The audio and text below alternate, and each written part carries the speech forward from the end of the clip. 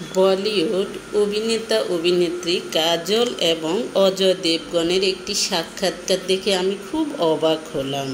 হ্যাঁ, এবার বলবো কেন অবাক হলাম। আসসালামু আলাইকুম, নিশ্চয়ই সবাই ভালো আছেন। আলহামদুলিল্লাহ, আমিও ভালো আছি। হ্যাঁ, অবাক কেন হলাম এবার সেটা বলবো। বলিউড দম্পতি কাজল এবং অজয় দেবগন দাম্পত্য জীবনের 25 বছর পার করলেন। 2 ছেলে মেয়ে নিয়ে তাদের সুখের সংসার। তবে সম্প্রতি কাজল জানালেন, অর্থাৎ ওই সাক্ষাৎকারে কাজল বললেন, দেখতে গেলে আমাদের অনেক আগেই বিচ্ছেদ হয়ে যাওয়ার কথা ছিল। তারপর পরিচালক বলল, কেন? তারপর কাজল বলল, 1999 সালের 24শে ফেব্রুয়ারি অজয়ের সঙ্গে আমি ঘর বাঁধি। তখন ক্যারিয়ারের মধ্যগগনে ছিলাম আমি, অর্থাৎ অভিনেত্রী হিসেবে। হঠাৎ বিয়ের সিদ্ধান্তে আমার বাবা সোমু মুখোপাধ্যায় 4 দিন আমার সঙ্গে কথা বলেননি।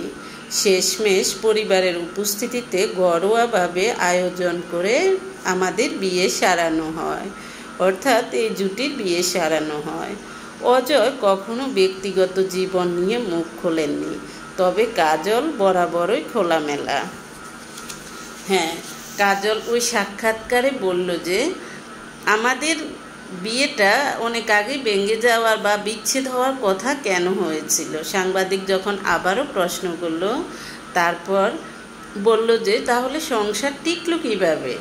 সেই প্রশ্নের উত্তরে কাজল বলেন, দাম্পত্য জীবনে সুখী হতে চাইলে আপনার কিছু স্মৃতিশক্তি দুর্বল থাকতে হবে, ভুলে যাওয়ার রোগ থাকতে হবে, আর কখনো কখনো কানে কম শুনতে হবে। অভিনেত্রী মনে করেন, সুখী দাম্পত্য জীবনের জন্য কিছু জিনিস ভুলে যাওয়া এবং কিছু আঁকড়ে ধরে রাখায় বিশ্বাসী নন তিনি। সেই ক্যারিয়ারে 25 বছরের দাম্পত্য টিকে গিয়েছেন কাজল এবং অজয় দেবগনের। অথচ নর্মাল ফ্যামিলির ছেলেমেয়েরাও দেখা যায় যে কিছু থেকে কিছু হলে যেই ভাব দেখায়, মানে মনে হয় যে তারা একজন আরেকজনকে ছেড়ে চলে যাবে। মনে রাখতে হবে, হ্যাঁ ঠিক আছে, আত্মসম্মান বোধ আপনার থাকবে, কিন্তু সেই আত্মসম্মান বোধকে আপনি নিজের কাজে লাগাবেন, যেন আপনাকে কেউ খারাপভাবে কিছু না বলতে পারে, আপনি সেইভাবে থাকবেন। হ্যাঁ, আপনি যদি আপনার কারণে আপনার আত্মসম্মান নষ্ট হয়, সেটা হলো আপনার দোষ। আর যদি লোকটা খারাপ, মেনে নেওয়া যায় না, সেক্ষেত্রে হলো অন্য বিবেচনা। মনে রাখবেন, কিছু বিপদ মানুষকে ঘুরে দাঁড়ানোর রাস্তা খুলে দেয় এবং মুখের আড়ালে মুখোশগুলোকে চিনতে সাহায্য করে। স্বার্থপর কখনো উপকারের কথা মনে রাখে না।